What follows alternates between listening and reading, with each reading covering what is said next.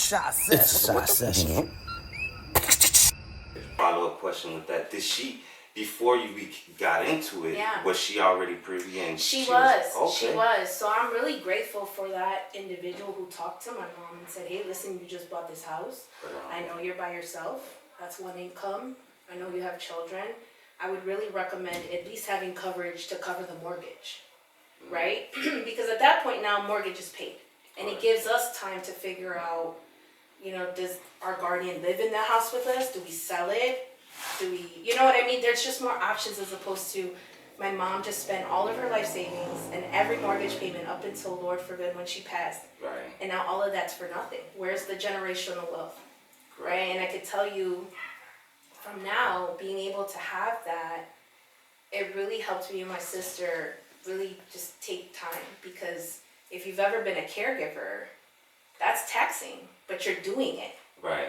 So you're on the go. It's on autopilot. There's no rest. And that's still taking care of our spouses, our children, for me, my business, my sister at work. So when everything's said and done, I needed that time to cry, like really cry. I needed that time to be with my husband, because he just lost my mother, right? Like they were very close. My children just lost their grandmother, and really their only grandmother, because my husband's mother passed away 2 years prior. And that was an opposite experience because she waited too late to get life insurance. So we ended up having to pay for her coverage. And I can tell you, in New York, it's not cheap because that's where she lived, right? So I lived two very different experiences. One where we ended up coming out of pocket to pay a lot of it because there wasn't sufficient coverage. We had to travel to New York. We had to stay in New York, right? Like there was all these things. And then one where there was sufficient coverage and it allowed us to just have the peace to grieve and not think about it. And have more time to think.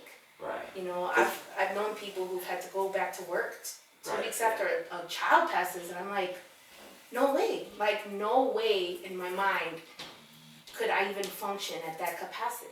Right. You know, but you have to do what you gotta do. Soldier on in this thing called life. Exactly, because I can't call PNC and say, hey, my mom just passed away, I really need time off.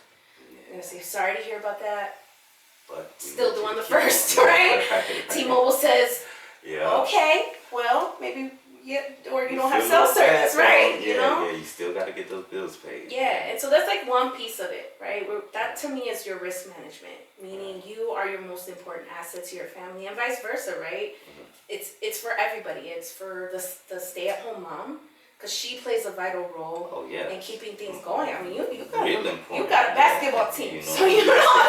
This house don't run by itself. Exactly, right? You know? It's for the single mom, the single dad, the married couple. I mean, there's not one person I'm going to say this is not for you. You could be a millionaire and I would still say the same thing. Right? It's allowing your family, your loved one to have options, resources, time, and the ability to do other things, right? It's not that I feel I'm profiting off of someone's death, but if that's the legacy, right? Like we always joke about, man, I wish I had that rich uncle that passed away and left me their inheritance, right? It's no different, right? It's could you leave your children or your loved one in a better place than when you left? That's my goal, right? That's my goal, is to say that my children will be better off whether I'm here or not. And I pray that they do the same for my grandchildren. And that's that generational wealth that gets created when we start looking at finances a little different than just like, I go to work to pay my bill, and then I'll put savings for emergency. Like all of that is equally important, but life insurance has so many different components, and it's really a person's goal, right? It's what do you see value in, and then how can we apply this solution to your life? And risk management for me is key. It's key. There's no one could convince me that you don't need it. Like nobody, especially living through it, because now you're talking about I have my own house, I'm married, I have my own career, my kid, I have my own kids, and my mom's, that was her gift of love to me, because till the day she died, she worried about me and my sister and wanted to make sure that we were okay. She was well aware of what's gonna happen, and she already knew to get you guys settled. Absolutely, you know. And so, how do I honor that? By making sure that I do that within my own family, and then also others that I meet, like like y'all, and educating. So like you was talking, and God bless your mothers. That's a beautiful thing. That your mother she's on. I miss her, man. Like, oh man, I could imagine.